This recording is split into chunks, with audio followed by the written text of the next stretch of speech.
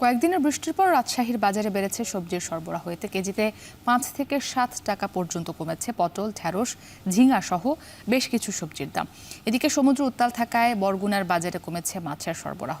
তাই সপ্তাহ ব্যবধানে সব ধরনের মাছের দাম বেড়েছে কেজিতে ২০ থেকে শুরু করে ১০০ টাকা পর্যন্ত। এ নিয়ে আরও জানাতে রাজশাহীর কোর্ট বাজার থেকে যুক্ত হয়েছেন মারুফ হাসান ও বরগুনার পৌর মাছ বাজার থেকে যুক্ত হয়েছেন জিয়াদ মাহমুদ। তবে শুরুতে রাজশাহীর খবরাখবর জানবো মারুফ। রাজশাহীর বাজারে সবজির দরদাম আজকে কেমন দেখছেন এবং ক্রেতা বিক্রেতারা কি বলছেন?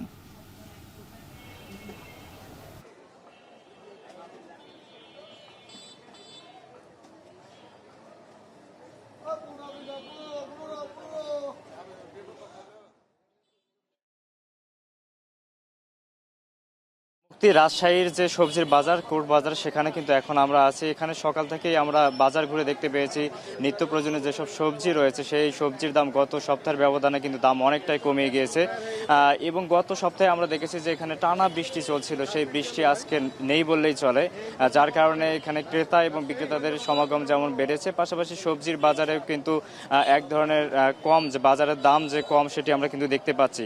অর্থাৎ সপ্তাহ ব্যবধানে আজকে সবজি কিন্তু দেখা যাচ্ছে যে ৫ থেকে ৬০ টাকা দাম কিন্তু কমেছে। আমরা যদি গত সপ্তাহের বাজার অনুযায়ী আজকে একটু বলি, গত সপ্তাহে পটল বিক্রি হয়েছে ২৫ টাকা, সেই পটল কিন্তু আজ বিক্রি হচ্ছে ২০ টাকা দরে।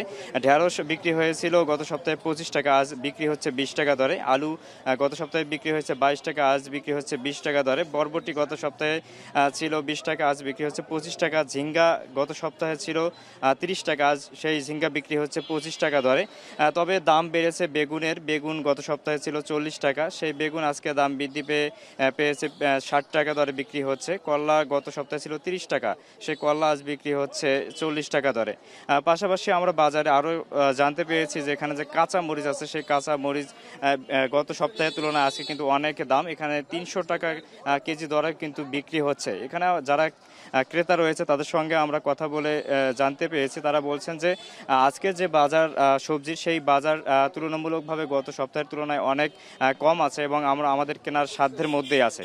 এবং এ বিষয়ে আমরা যখন বিক্রেতা রয়েছেন বিক্রেতাদের সঙ্গে কথা বললাম, তারা বলছেন যে টানা বৃষ্টি থাকার কারণে, এই বৃষ্টির থাকার কারণে কৃষকেরা বাজারে সবজি ঠিকঠাকভাবে আনতে পারেনি এবং যার কারণে সরবরাহ কম থাকায় এই সবজির দামটা অনেক বৃদ্ধি পেয়েছিল।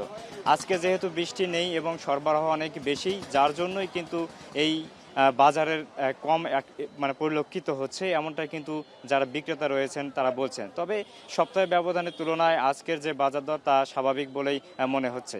রাজশাহীর সবজির বাজার থেকে এই ছিল সর্বশেষ। মুক্তি।